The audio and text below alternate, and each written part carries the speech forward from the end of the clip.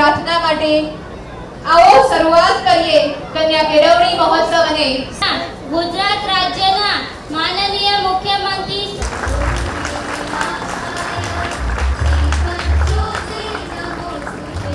જે આપના માટે ખૂબ જ આનંદની વાત છે। કેન્દ્રથી લઈને ધોરણ 11 સુધી નામાંકનની પ્રક્રિયા આપણા જિલ્લા વહીવટી તંત્ર તરફથી હું સ્વાગત કરું છું।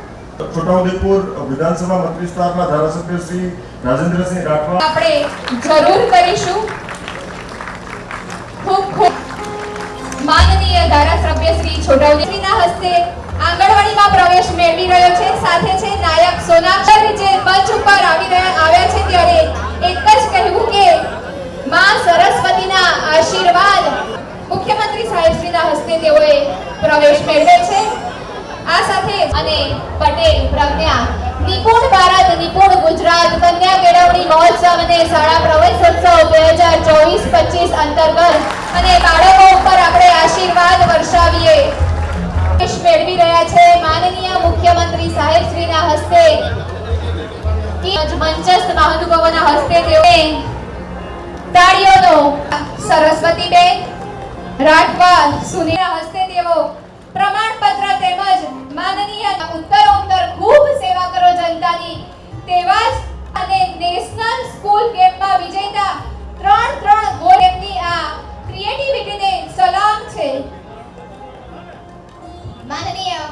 માન્ય નરેન્દ્રભાઈએ જે દિવસે આ શાળા પ્રવેશોત્સવ અને કન્યા કેળવણી અહીંયાથી દીકરી બોલતી હતી તો તમે જુઓ કે આજે 20 વર્ષ 21 વર્ષે તમને ખરેખર એનું પરિણામ મળ્યું છે। આજે અહીંયાથી જે એ વખતે શાળા પ્રવેશોત્સવ કરી અને આજે આગળ વધ્યા છે એનું પણ આપણે અહીંયા સન્માન કર્યું। આજે તમે જુઓ તો શિક્ષક પોતે પણ છોકરો એક દિવસ જો સ્કૂલે ન આવ્યો હોય તો બીજા દિવસે સ્કૂલે ના આવે તો બીજા દિવસે ઘરે જતા પહેલા શિક્ષક એના ઘરે પહોંચી જાય છે। શું તકલીફ છે, કેમ નથી આવ્યા, માદા પડ્યા છે અથવા તો ક્યાંક કામે લઈ ગયા છે કે કોઈ સામાજિક કામમાં જતા રહે તરત જ એની ઇન્ક્વાયરી। હા, તે સ્કૂલો પાછળ વિદ્યાર્થીઓ પાછળ શિક્ષક પણ એટલું ધ્યાન આપે। સરકાર તરફથી યોજનાઓ અને યોજનાઓનો લાભ બરોબર છે પણ નાની નાની મુશ્કેલી સામાજિક મુશ્કેલી અને સામાજિક મુશ્કેલીમાં પણ શિક્ષકોની સહભાગી થવા માંડી।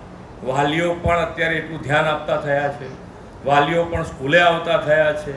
એસએમસીની જે મિટિંગ હોય વાલીઓની જે મિટિંગ હોય છે શાળામાં એમાં પણ વાલીઓ આવતા થયા છે। તો આજે બધાના સહભાગથી માન્ય નરેન્દ્રભાઈ હર હંમેશ કહે છે સૌનો સાથ સૌનો વિકાસ સૌનો વિશ્વાસ અને સૌનો પ્રયાસથી આપણે કામ કરવું છે।